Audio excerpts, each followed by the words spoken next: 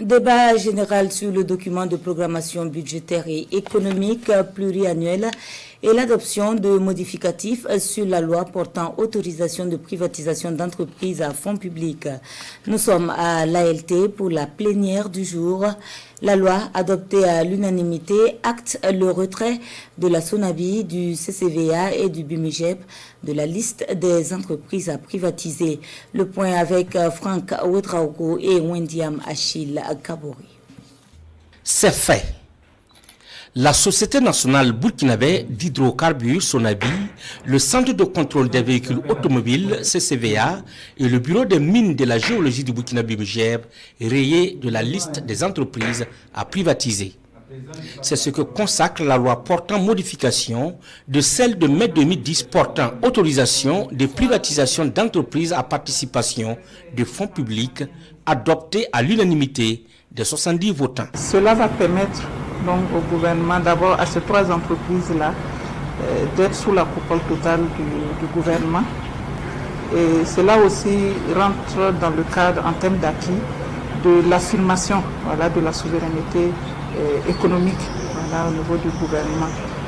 Donc à travers le retrait de ces entreprises, qui sont des entreprises en tout cas très stratégiques, avec un fort impact économique et social pour notre développement.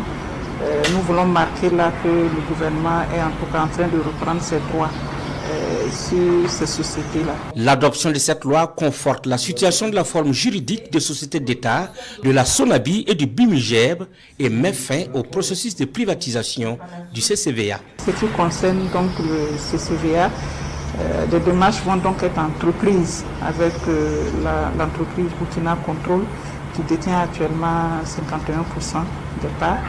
Et tout ce qu'il y a comme donc démarche juridique, tout ce qu'il y a comme négociation donc va être entrepris avec Burkina Control pour aussi les questions d'évaluation et tout, pour qu'on aboutisse donc à terme à la finalisation du processus. Après l'adoption de cette loi, place au deuxième point de l'ordre du jour, un débat général sur le document de programmation budgétaire et économique pluriannuel.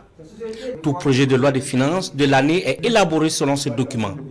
Et il est fait obligation au gouvernement de le présenter aux représentants du peuple qui apportent leur contribution. Nous prenons surtout très bonne note des suggestions et des recommandations. Parce que comme on le sait tous, nous sommes en train de consolider notre souveraineté, donc sur tous les plans et surtout économiques. Donc nous avons bien pris note des recommandations et des suggestions qui ont été formulées par la représentation nationale envers le gouvernement dans ce sens. Les prévisions iront croissant selon le document. Un taux de croissance de 6% est même attendu en 2025. La prévision de croissance de 6%, arrêtée sur la base de différentes hypothèses, aussi a été arrêtée sur la base d'un cadrage macroéconomique qui a tenu compte de l'ensemble de la contribution des différents secteurs économiques, aussi bien le secteur primaire, le secteur secondaire que le secteur tertiaire.